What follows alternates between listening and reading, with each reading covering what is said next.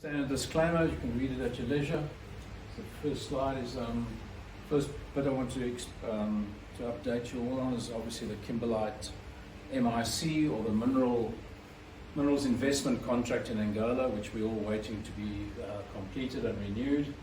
I met with the Angola mining minister down in Cape Town at the Indaba.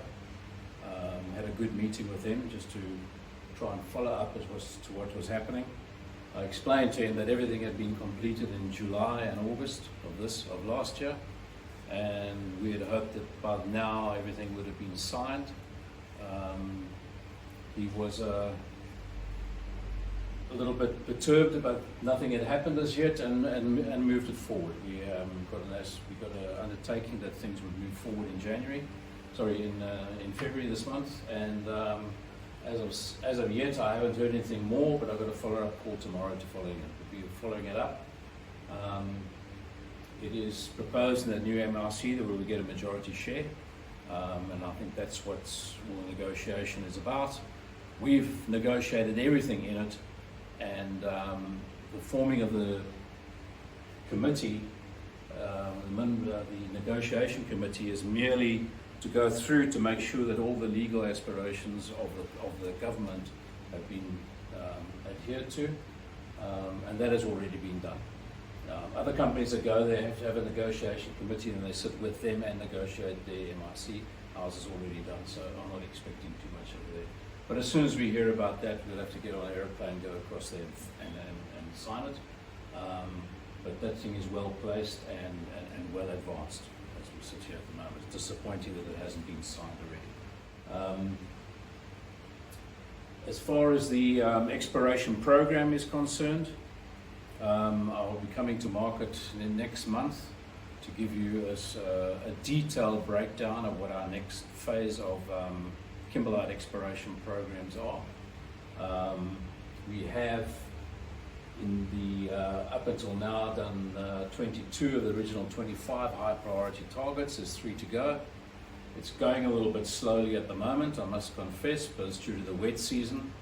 The wet season tends to slow us down, not so much in the mining or the treatment of the samples, but more in the access to it, trying to get and push roads in through the bush to get there. However, we'll see over here most of the grey dots. You can't see it very clearly over here is the areas that we've already done. There's 1 or 2 in here we need to do, and the blue ones on the top there are already over there. That little dot over there is the Cambridge area, and we are looking to go further up to the northern parts of the concession, and there's quite a few over here in the river valley that we need to get to, which we can't do during the wet season, number 1. And number 2, we had a very, very sparse dry season. Not so much that it was raining, but the National Roads Agency was putting in a new bridge. They put in a temporary bridge, and that caused the water to back up. So we had backed up water and river into all those areas, which didn't dry out, which hampered us this last season of getting into those ones in the low-lying areas. However, that bridge has been broken. It's caused all sorts of problems, but I'll talk to that. But hopefully this dry season we'll have access to all of those. We're setting up a new set of priority targets, which will be the next lot, and as I said, we'll bring those to you in the quarter. But it'll be a bit more comprehensive, more detail. Instead of just a number, we'll be showing you pretty pictures as to where they are, what the size is, why it's interesting to us, etc. The alluvial mine operations have been performing very well. As I alluded to just now, regarding the breaking of the bridge, that's what's happened over there. That was the thin little river that goes down there, but it's swamped all over the area like that when they took the road out, and it's caused all sorts of problems. It took us out of our Lazeria areas, which are our high grade areas, a lot earlier than we anticipated. However, we are now mining in the lower grade terraces. The lower grade terraces have been good to us, the ones we've going before, although the grade is lower.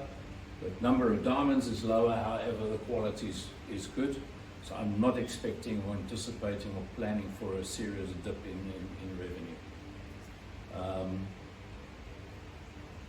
There's areas, the rivers are dropping at the moment, but of course we're not out of the wet season, so it's going to be up and down. But probably in the middle of Q2, we'll be able to start getting pumps into the area and start pumping out over the walls and start freeing up those areas and get access back into them. The resource update, which we do on an annual basis, is virtually completed. Just crossing T's and dotting I's, and we'll publish that shortly. It's looking fine. No problems there. Matai Kimberlite mine is our challenging baby. We had a solid performance in Q1 to Q3. In Q4, the mining areas that they started to mine, the revenue just dropped off, and we sat in a situation where, although we were recovering perfectly the size frequency that we needed, large stones were coming out, but they were all bought in poor quality. So we haven't had a good quality stone out of there for a while. That is, the plant itself is running very well. We fixed it, as you know, in January, February last year. It hit its straps, and we are now with a nameplate plant. It's got 1.1 million tons as a nameplate. It's doing 1.5. So that part of it has all been achieved. We're investigating at the moment as to why this has happened, what is causing it, and while we're doing that and having a look at this strategically, what we're going to do with this asset going forward, we've done some serious cost cutting just to stop the bleed and make sure that they can wash their face going forward. But that will be the subject of more correspondence with shareholders as we go forward. Merlin itself, as you know, we've pivoted the feasibility study, which was coming in at a very high cost.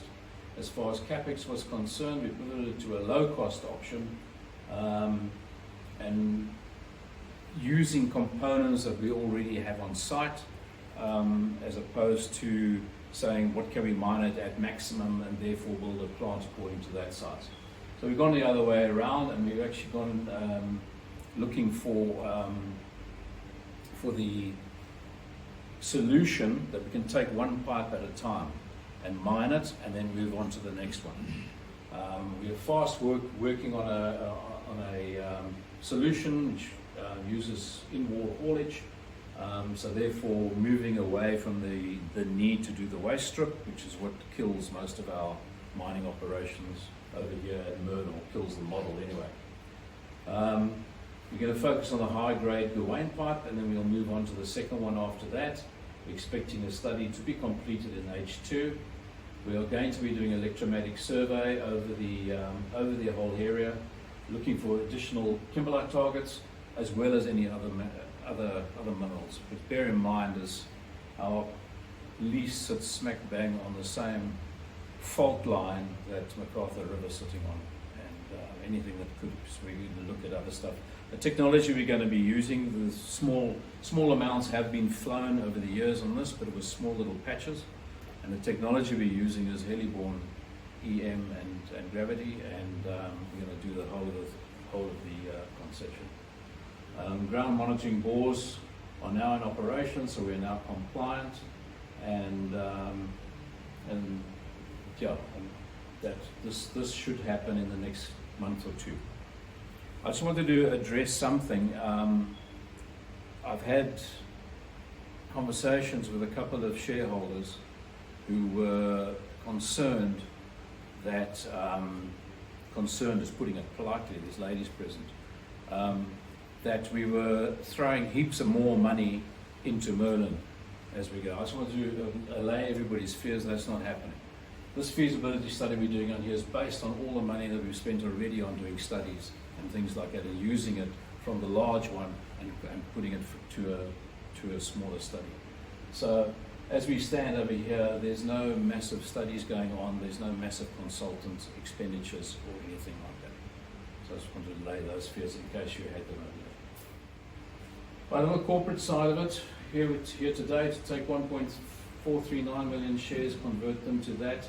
That's the tradable shares. And those are the dates that you're aware of over there.